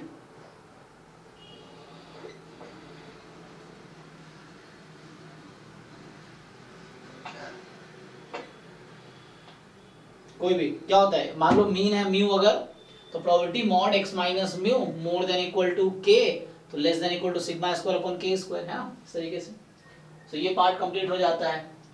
फिर अब आता है तुम्हारा ये स्टैंडर्ड, कितने टॉपिक है इसमें, 7 हमने अभी 10 एक बार रफली बता रहा हूँ क्या क्या है, आता तो है ही, रिवीजन करा रहा हूँ उतना डिटेल में नहीं। तो 8 से लेके 13 है, जो कंप्लीट करके आओ, या तो अभी कुछ डाउट में लगता है किसी का होगा तो डिस्कस कर लेते हैं आधे घंटे। अभी अगले क्लास में इसको मैं यहाँ से डिस्कस करता हूँ 8 से लेके और यहाँ 13 तक। कल क्या है, 21 तारीख है क्या? अच्छा, कल तो टेस्ट भी रखा हुआ है। अच्छा, टेस्ट का डिस्कशन है ना, टेस्ट तो ऐसे चल रहा है, तुम लोग कभी भी अटेम्प्ट कर सकते हो, तुम लोगों के लिए कोई दिक्कत नहीं है क्योंकि तुम तो कभी भी 24/7 तुम्हारे पास अवेलेबिलिटी है, आईडी पासवर्ड है। टेस्ट ऑलमोस्ट बहुत सारे अपलोड हो गए, 2-3 और आज अपलोड होगा। अराउंड 21-22 फुल लेंथ टेस्ट हो जाएंगे और जो यूनिट वाइज कुछ थे वो। क्या करें बताओ, अभी आगे देखें या फिर इसमें है, इसमें मेन इंटरप्रिटेशन का है। तो अभी तो एक क्लास ही बचा है, नहीं मतलब परसों एग्जाम है आप लोगों का। बताओ आगे चलो देख लेते हैं बाइनोमियल। तो बाइनोमियल में क्या होता है, इसका क्या इंटरप्रिटेशन है बाइनोमियल डिस्ट्रीब्यूशन का, कि x एक रैंडम वेरिएबल है, उसमें क्या डिफाइन होगा, there are n number of trials, each trial has only 2 possibility, success और फेलियर, ये होगा ना। तो ईच हैज 2 पॉसिबिलिटी, सक्सेस या फेलियर। तो x क्या डिनोट करता है, number of successes in n trials. यहाँ स्मॉल p का मतलब होता है प्रोबेबिलिटी ऑफ सक्सेस, q का मतलब है probability of failure, p plus q 1 होता है। तो x is equal to small x की प्रोबेबिलिटी निकालोगे तो आएगा ncx p की पावर x q की पावर n माइनस x, ये पीएमएफ है। बाकी मीन वेरिएंस एमजीएफ, मीन क्या है np, वेरिएंस क्या है npq, mgf क्या है q प्लस p की power t whole power n। तो इस तरह से रिवाइज करना है तुम्हें। नेक्स्ट क्या है, नेगेटिव बाइनोमियल। तो नेगेटिव बाइनोमियल का इंटरप्रिटेशन क्या होता है, तो इसमें यहाँ पे तुम्हारे पास नंबर ऑफ सक्सेस फिक्स रहता है कि r सक्सेस ऑब्टेन हुआ है। यहाँ तुम देखते कि इसमें ढूंढते हो कि 2 केसेस यहाँ पे रहते हैं कि x तुम डिफाइन करते हो number of trial before rth success, sorry till rth success, है ना, number of trial till rth success, एक ये है। दूसरा होता है number of failures till rth success, ये चीज है। तो उसमें एक में फेलियर काउंट करते हो, एक में तुम ट्रायल काउंट करते हो। उन दोनों के लिए अलग अलग पीएमएफ है, फिर अलग अलग मीन वेरिएंस एमजीएफ का एक्सप्रेशन है। वेरिएंस तो सेम रहता है ना, मीन का एक्सप्रेशन एक में 1/q है, एक में क्या है 1/p है ना, और r/p आई थिंक, क्या है फॉर्मूला बताओ, नेगेटिव ज्योमेट्री का 1/p होता है ना। यहाँ पे क्या आएगा, तो जो ज्योमेट्रिक मतलब भाई एक बार देख लो एक्सप्रेशन जस्ट क्या है बुक में, है ना। सो इसमें 2 डिफरेंट पीएमएफ्स हैं, तो उसके हिसाब से मीन वेरिएंस और एमजीएफ दोनों का इंटरप्रिटेशन अलग है। और ये ज्योमेट्रिक जो है, ये ज्योमेट्रिक स्पेशल केस है नेगेटिव बाइनोमियल का। तो यहाँ r की जगह 1 हो जाता है, वही मैं कह रहा था, r की जगह 1 हो जाएगा। तो यहाँ पे एक केस में 1/p आता है, एक में q/p आता है, और यहाँ आई थिंक है r/p और RQ/P, इस तरह से होगा मीन, दो डिफरेंट सिचुएशन में। तो वो एक बार रिवाइज करो, देखो उसमें। फिर पॉइजन का कोई ऐसे खास इंटरप्रिटेशन नहीं है जो हमें क्वेश्चन डायरेक्ट आएंगे उस पर। और ज्योमेट्री का क्या था कि number of trial before first success या number of failure before first success, तो बिफोर बोलता हूँ ना, number of trial till first success है ना, वो काउंट लास्ट ट्रायल भी इंक्लूड रहता है उसमें, ठीक है। और नंबर ऑफ फेलियर में ठीक है, number of failure till first success या बिफोर फर्स्ट सक्सेस, दोनों सेम बात है। हाइपर ज्योमेट्री में क्या इसका इंटरप्रिटेशन है कि तुम्हारे पास total capital N number of balls, उसमें M वन काइंड का है, N-M दूसरे काइंड का है, स्मॉल m तुम सेलेक्ट कर रहे हो तो कैपिटल M चूज है, मतलब उस तरह से तुम ब्रेक कर लो। डिनोमिनेटर में क्या आता है, कैपिटल N चूज N, और न्यूमरेटर में आएगा M चूज X, और बाकी N-M चूज N-X। इस तरह से PMF है, देख लो मीन वेरिएंस देख लो इसका। यूनिफॉर्म में सिंपल है, मतलब ये तो डिफरेंट स्टैंडर्ड डिस्ट्रीब्यूशन तुम बुक से भी देख सकते हो इजीली, लेकिन फिर भी एक बार क्या देखना है इसमें, इन सब डिस्ट्रीब्यूशन तुम्हें देखना है मेनली जिनका इंटरप्रिटेशन है, उसमें इंटरप्रिटेशन क्या होता है, फिर उसके साथ PMF क्या है, सपोर्ट क्या है, मीन वेरिएंस MGF, ये तुम्हें याद रखना पड़ेगा। ये जितने भी डिस्ट्रीब्यूशन का नाम लिखा है वो है ना, तो PM तो खुद ही याद रखना पड़ेगा। ये यूनिफॉर्म में दो तरह के केसेस हैं, डिस्क्रीट और कॉन्टिन्यूअस, उसको देखो। एक्सपोनेंशियल में रेट लैम्डा या मीन लैम्डा कैसे लिखा हुआ उस पर डिपेंड करता है। अगर रेट लैम्डा है तो PDF रहेगा लैम्डा e की power minus lambda x, mean lambda है तो फिर PDF होगा 1 बाई लैम्डा e की power minus x by lambda, इस तरीके से। फिर मीन वेरिएंस MGF देख लो। बाकी गामा डिस्ट्रीब्यूशन, बीटा में दो तरह का है, beta first kind, beta second kind, उसको देखो। फिर नॉर्मल डिस्ट्रीब्यूशन, फिर पॉइजन एंड नॉर्मल अप्रोक्सीमेशन। सो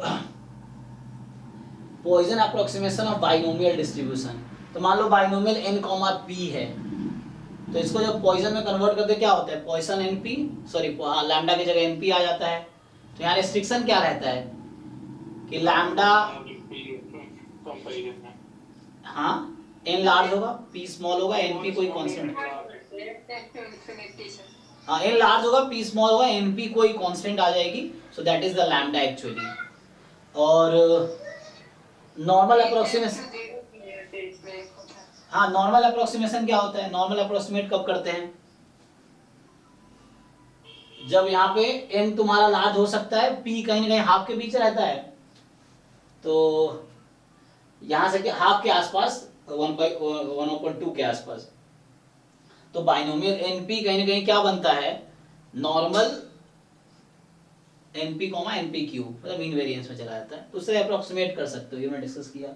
फिर आगे है chi square T distribution, F distribution.